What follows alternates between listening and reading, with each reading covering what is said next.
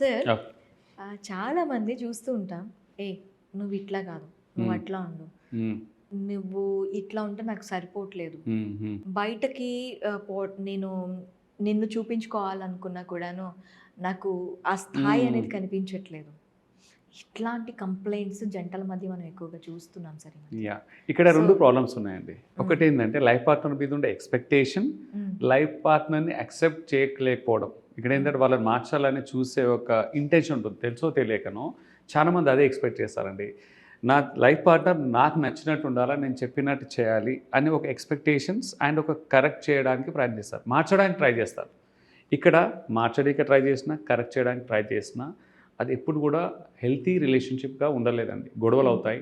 ఇద్దరి మధ్యలో గ్యాప్స్ పెరుగుతాయి. ఫండమెంటల్ ఏంటంటే అండి, లైఫ్ పార్ట్నర్స్ ఇద్దరు కూడా ఒకరినొకరు యాజ్ ఇట్ ఈస్‌గా వాళ్ళు ఎలా ఉన్నారో వాళ్ళని అలాగే యాక్సెప్ట్ చేయడం నేర్చుకోవాలి ఫస్ట్. హ్మ్. తర్వాత ఏది చేంజెస్ ఏవొచ్చినా అది ఒక బోనస్ అనుకోవాలి. అప్పుడు లైఫ్ హ్యాపీగా ఉంటదండి. ఓకే. ఎందుకంటే వాళ్ళు పెళ్లి చేసుకునే ముందు దే నో ఈచ్ అదర్. ఆ లవ్ మ్యారేజ్ కావచ్చు, అరేంజ్ మ్యారేజ్ కావచ్చు. వాళ్ళు చూసుకొని అర్థం చేసుకొని చేశారు. తర్వాత వీళ్ళని కంప్లీట్‌గా మార్చుకోవాలి, నాకు నచ్చినట్టే ఉండాలి అని ప్రయత్నించడం మాత్రం అది waste of time and brain. అలాగని వాళ్ళు మారరు, చేంజ్ అవ్వరని కాదు. ఎవాల్వ్ అవుతారు. మంచి కోరం ఇద్దరు మారాలి. హ్మ్. హ్మ్. తనొక్కరే కాదు.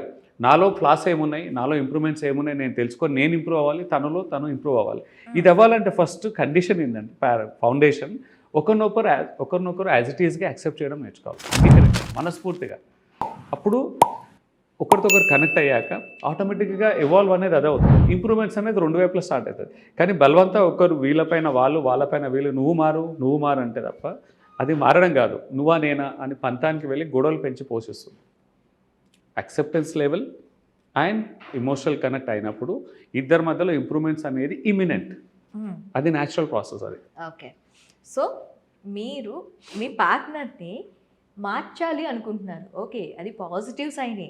కాకపోతే ఆ పాజిటివ్ సైన్‌ని వాళ్ళు పాజిటివ్‌గా తీసుకోకపోతే?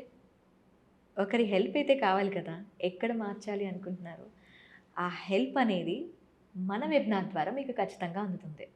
ఇంకెందుకు ఆలస్యం? స్క్రీన్ పైన స్క్రోల్ అవుతున్న నెంబర్‌కి కాల్ చేసి మీ పార్ట్నర్‌తో మీ అలైన్‌మెంట్ అసలు మీ పార్ట్నర్‌ని నుంచి మీరేం కావాలనుకుంటున్నారు? మీ పార్ట్నర్‌కి మీరేం ఇవ్వాలనుకుంటున్నారు? అనే దానికి ఎట్లా కన్వే చేయాలనే దానికి ఒక డెస్టినేషన్ పాయింట్. కాల్ చేసి స్లాట్ బుక్ చేసుకోండి. మీకు వెబినార్స్ డేట్స్ కూడా స్క్రీన్ పైన స్క్రోల్ అవుతున్నాయి. Thank you sir. నమస్తే.